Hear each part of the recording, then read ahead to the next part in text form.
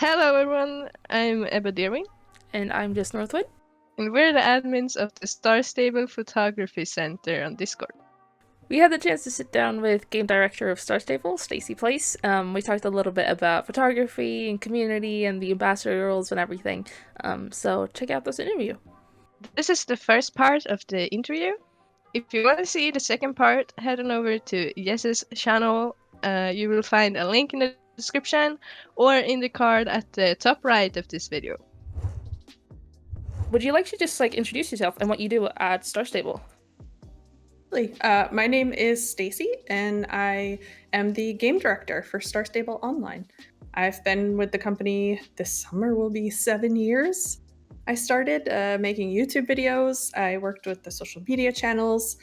Then I was head of our community team. We were responding to all of the messages on social media. For a long time, it was just me.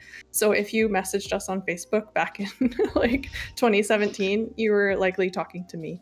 I did that for a while, and then I was the producer for our horse team. So I was responsible for the team that delivers our horses in the game. And last year I took over the game direction role. So that's kind of overseeing the whole game and making sure that we're all moving together in the same and a good direction, really.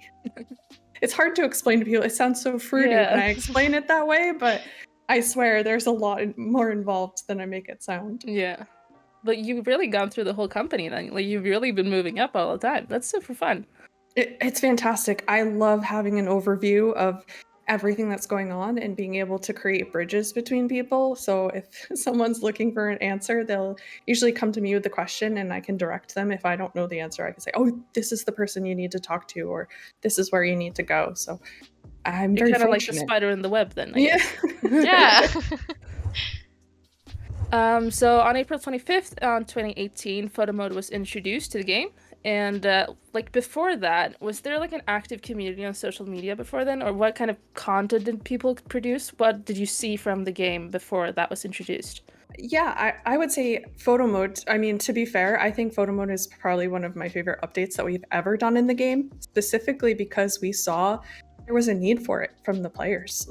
Players would post pictures, but of course you have to use other programs or print screen or some awkward thing. So we wanted to make it a lot easier to make pictures because we saw that there was so much creativity and so many players with the desire to do it that we wanted to make it easier, especially because a lot of our players have been younger and we don't necessarily want them to go download third-party programs just to take pictures in the game. So we implemented that, and oh my gosh, things just went off the charts with pictures on social media. So we actually got to see the rise in what you all are experiencing on your servers. Legit amazing photography skills and editing skills, and it still blows me away to this day to see the attempts and now what more people do. It's mind-blowing. Do you know roughly how long the photo mode was in progress? How long did it take from the idea to execution? I'm not sure I'm familiar with the actual time frame, but it did start as a passion project. So it started as one person on the team who said, I really want this to happen for the players. And he got it running from the ground. But to be fair, I think it was before I moved to the main office as well. So I wasn't as involved.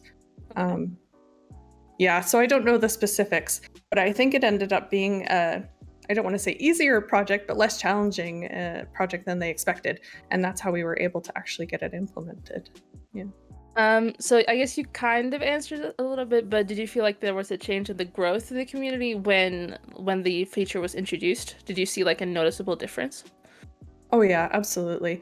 I mean, we've always been very blessed with having such creative community.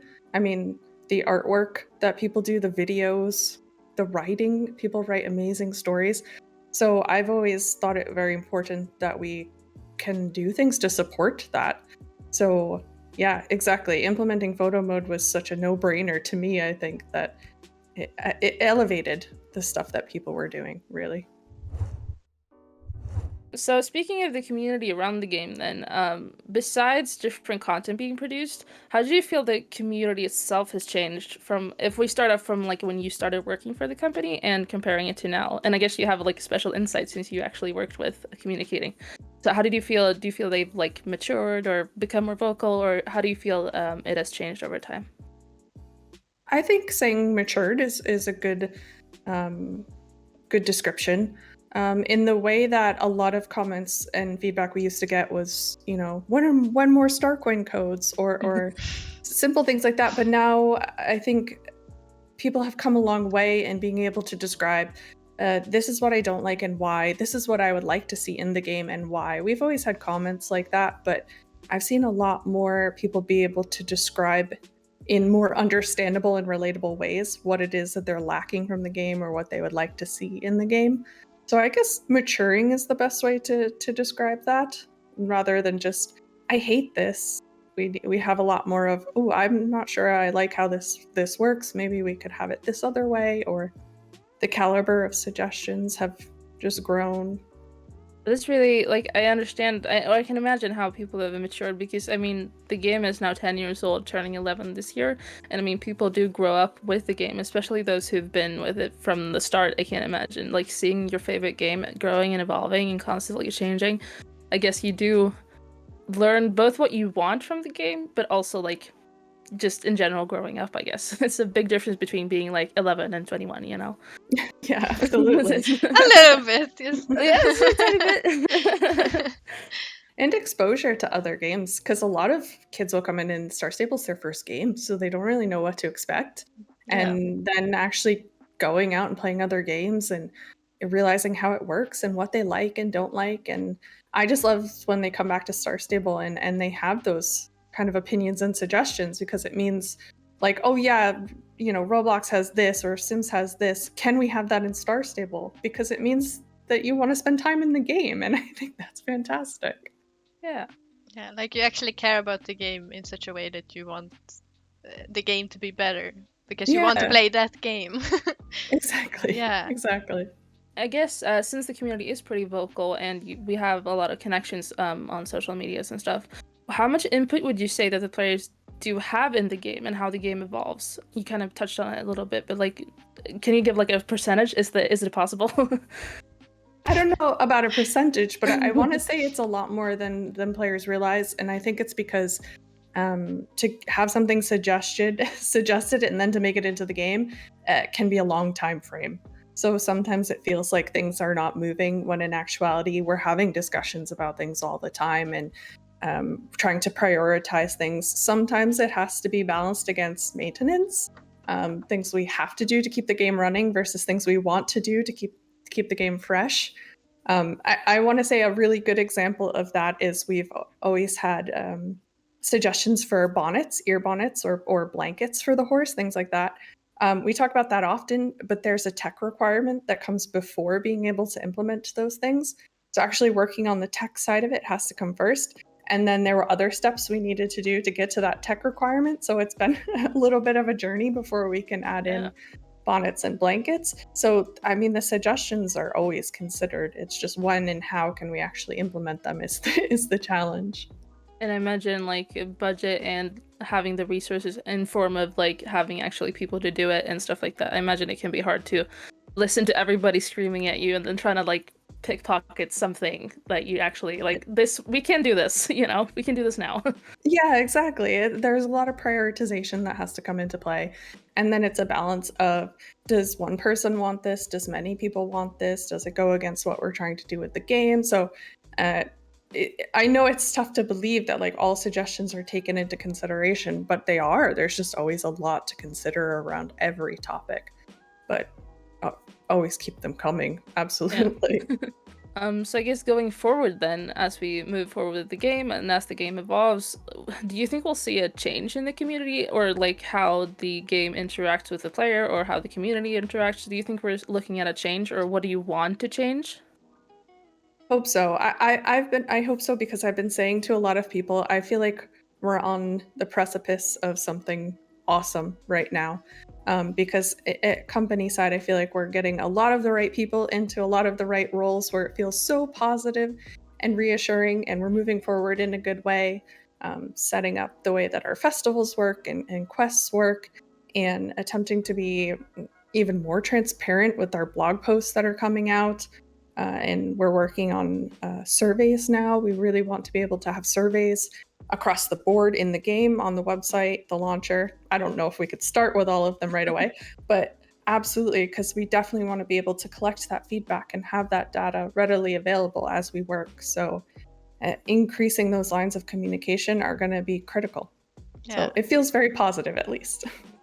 I mean, I haven't been playing that long, but I know that a lot of players, that's what they wanted. They just wanted to like have more communication between each other, and I think that I've seen a great improvement in that recently. Like, I love that you're introducing the monthly post.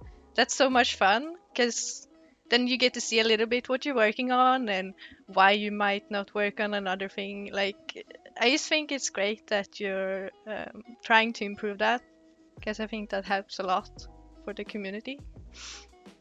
Thank you. That's great feedback, actually. Yeah, if you have any suggestions for what you want talked about, please let me. I Yeah. mean, we've got the next like 3 prepared, because I think everyone in the company was like, I want to talk about this and I want to talk about this.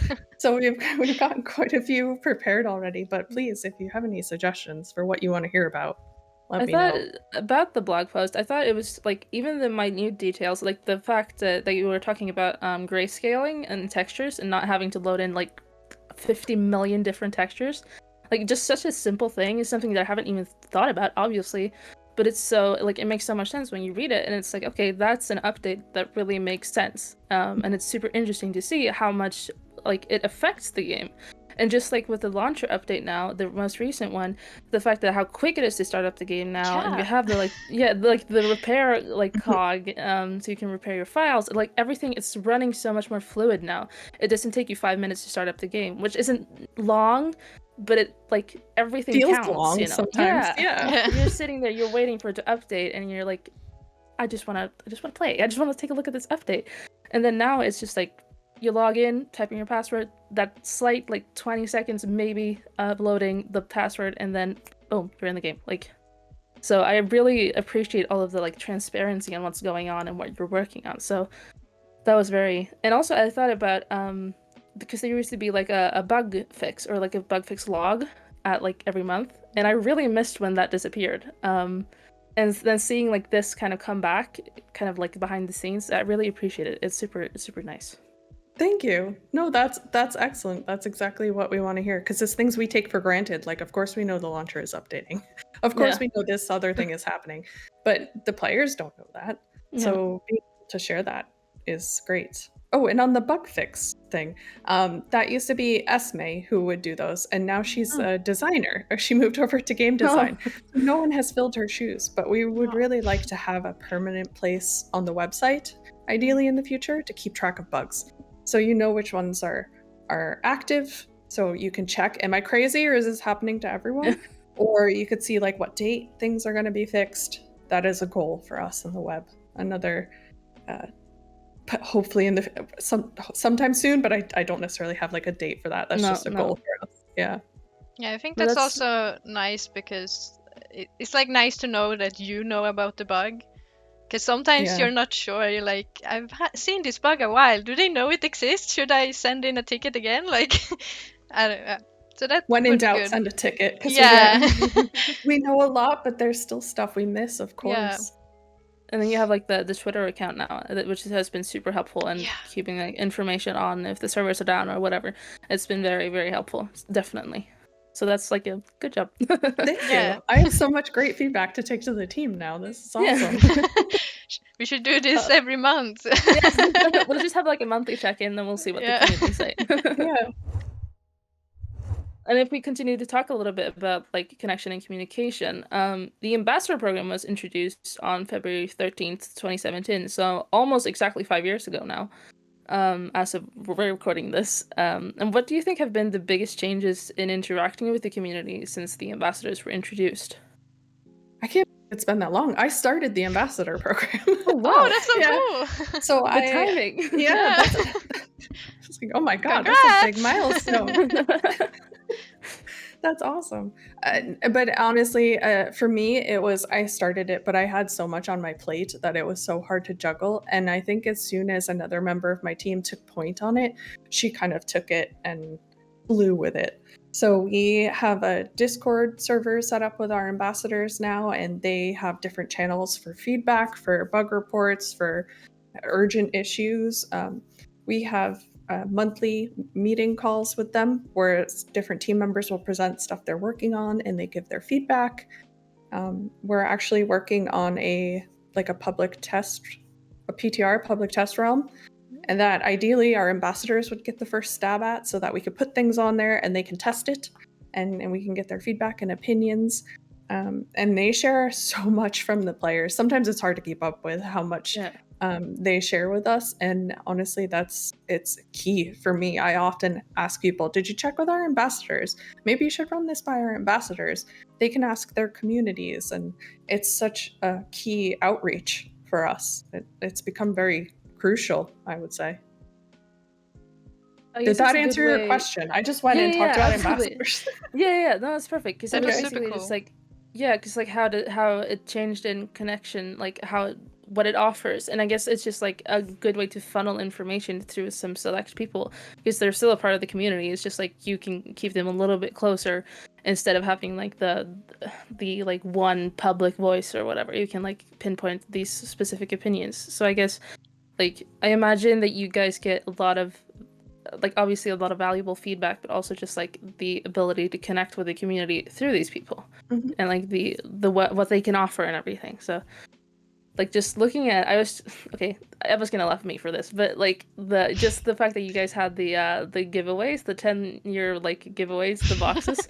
I actually noticed your headphones. I got one from Hay, so shout out to Discovery Jorvik. I'm jealous. I don't have those. Yeah, I'm jealous too.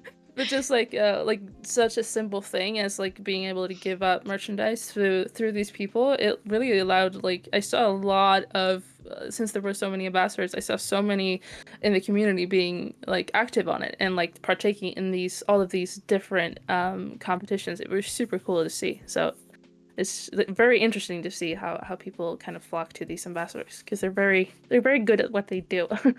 Yeah, because they definitely tell us how it is. They don't sugarcoat anything by any means. So if people are upset, they definitely get that across to us, which I'm glad that they feel comfortable to do as well. That would be my only worry, is I want honest feedback, and so I'd be worried that they would feel the need to be honest. But usually they're a very good balance of, we understand where both sides are coming from.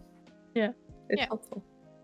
Have they changed? Have the role of the ambassador changed anything from when you started the program to now? I would say they're actually able to do a lot more now, participate a bit more. Because like I said, there was so much on my plate, being able to manage that among other things. Because we had moderators at the same time, I was handling those, as well as all of my regular work. So actually more people interact with them, more people are able to ask for feedback, like more of the team directly. It's not funneled through me or the girl who now runs the program. And